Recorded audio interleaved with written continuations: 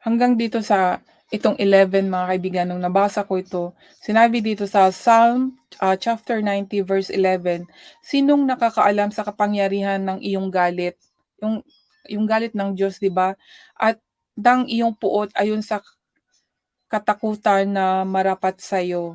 Yung bang ang galit ng Panginoon mga kaibigan, parang na-reflect ko sa sarili ko mga kaibigan ba dito sa ginawa ko dito sa YouTube, na na-realize ko sa sarili ko na dapat kasi kung nagtitiwala ako, tungkol sa sarili tungkol sa sarili ko mga kaibigan ha, dahil siyempre 'no, nagsasalita ako tungkol sa Diyos at nagsasalita ako ng faith, tapos, parang reflect ako sa sarili ko, nag-examine ako ba kung tama ba yung ginawa ko dito sa YouTube na yun nga,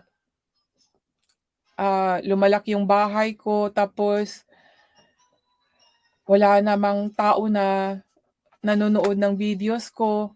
Tama ba yun? Sabi ko, "Lord, tama ba 'to Lord? 'Di ba dapat ipaubaya ko sa'yo? Tama ba ang ginawa ko Lord?" O hindi ko na lang anuhin yung ano 'no, yung iba 'no. So I ask God, tapos, ito yung nung binasa ko ito sabi ko relate sa, early year na aking naisip na nag-decide ako. Sabi ko, nung binasa ko ito relate siya kaya ang balitima ng aking pag-share ay about God can control everything 'no. So sabi ko kay Lord na ipaubaya ko sa kanya lahat, 'di ba? Hindi yung ako ang mag-ano, mag-decide. Dapat siya kasi siya naman ang content ko, siya naman ang sinasalita ko, hindi naman sarili ko, eh. Kaya bakit makikipaghabulan ako, bakit mag-ano ba yun, magsisikap ako na para lumaki ang bahay ko. Ang dapat ang purpose ko lang ay just to spread the word of God. So, si God na ang bahala sa lahat kung palakihin niya ang bahay ko o hindi, basta yung natupad ko yung gusto niya, 'di ba? Yung binigay niya sa akin na ito nga, mag-spread ng word niya, hindi yung para magpalaki ng bahay, para ano po, magka-income or whatever 'no. Pero hindi naman ako nag-ano after na na ano yung sahod. Pero siyempre 'no, minsan naisip ko na sana kung magkasahod ako, more akong magpapasaya ng tao kasi yun ang gusto ng tao, eh, magpapasaya, 'di ba? Hindi sila nasasayahan sa salita ng Diyos kaya yun ang inaano ko na, "Lord, ano ba talaga ang dapat kong gawin?" Sabi ko, "Stop na ako Lord, ikaw na ang mag-work." Hindi na ako yung halimbawa mangisda para lumaki yung ano ko, yung subscriber ko. Kaya sabi ko, "Lord, you're the controller, you can kung nais mo kung naisin mo na na palaguin mo ang bahay ko or i-spread mo yung binabahagi ko kasi tungkol naman sa'yo, bahala ko sa'yo. Ang sa akin faith na lang, hindi na ako mag-aano yun bang yun nga papalakihin ko yung bahay ko tapos wala namang taong nanonood, 'di ba? So, for what? Anong reason? Pride.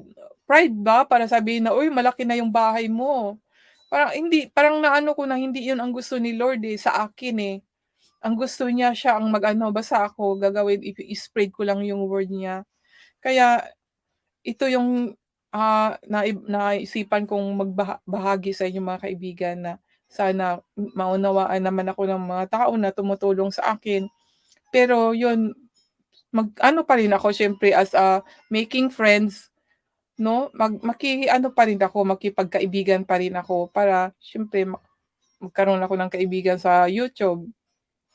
Pero hindi na yun talaga yung purpose na para magpalaki ng bahay kundi naghihikayat talaga ako na kung sino talaga yung gusto na, mag-share ng word of God at mag-join sa akin. And thank God dahil ewan ko parang tinuro sa akin ni Lord. Kaninang umaga nakita ko siya nag-live tapos pumunta ako sa bahay niya, konti pa lang din yung tauhan niya. Sabi ko talagang, sabagay palagi ko naman siya nakita na nag-spread siya sa word ni Lord, eh, kaya I'm so happy talaga nakita ko siya na hindi siya naghinto sa pag-ano kahit na konti lang yung bang kahit konti lang yung tao na nando'n sa bahay niya. Tapos ayun nag-comment ako sabi ko, "Let's, share together." Sabi kong mag-live tayo, nagla-live naman kasi siya palagi, nagpapaangat din siya. Sabi ko, mag-ano tayo, mag-join tayo, mag-live ka, magpunta ako sa bahay mo, punta ka rin sa bahay ko. Tapos yun, medyo nag-ano kami, nag-usap kami, sabi niya, try natin next next week daw. So, kahit isang ano kasi ibang oras namin, eh. Sa kanya madaling araw, sa akin naman tanghali, umaga. Tapos sa kanya madaling araw siya puwede kasi may work siya. Tapos, yun, nag-ano kami ng oras namin. Sabi ko kahit hindi naman araw-araw, kahit na, twice a week or once a week, yun, nagkasundo kami. So, thank God at naghahanap talaga ako mga kaibigan, kaya nagsilip-silip ako sa mga ano, sa mga sino-sino diyan na nag-e-LS na nag-aano ako, nagko-comment kung sino diyan ang mahilig sa Bible, let's come ano, join together, kasi mahirap talaga 'pag isa lang. At least kung may kasama ka, 'di ba parang maano yung friends niya, friends ko, mag-join together. Kasi ang sa akin naman mga kaibigan yung hindi naman kasi yung kung halimbawa sa community, kung sino lang yung ka-group mo ay doon lang, parang hindi gano'n ang sa Diyos, eh. Kasi ang word sa Diyos ay para sa lahat. Kaya kung sa community, para sa lahat, hindi yung kaya nga sabi ko ayaw ko yung maghawak ba ng, ah ano ba yun yung kung loyal sa isang ano, puwede naman yung gano'n. Pero ang sa word ni Lord kasi para sa lahat. Dapat lahat kasi ang maging kaibigan ano, hindi lang yung sa isang team lang or ano, or may team ka diyan para lang mag-support sa'yo na ano. Sa akin kasi word of God kasi ang ini-spread ko, eh. Kaya yun ang inaano ko na sana kahit ng konting oras na, isang oras, pagbigyan niyo po kayo, inaano ko naman kayo, eh, kung meron kayong gustong i-share, mag-testimony kayo, invite ko kayo, umakyat kayo para ma-share din ang kaalaman niyo, ang testimony ninyo.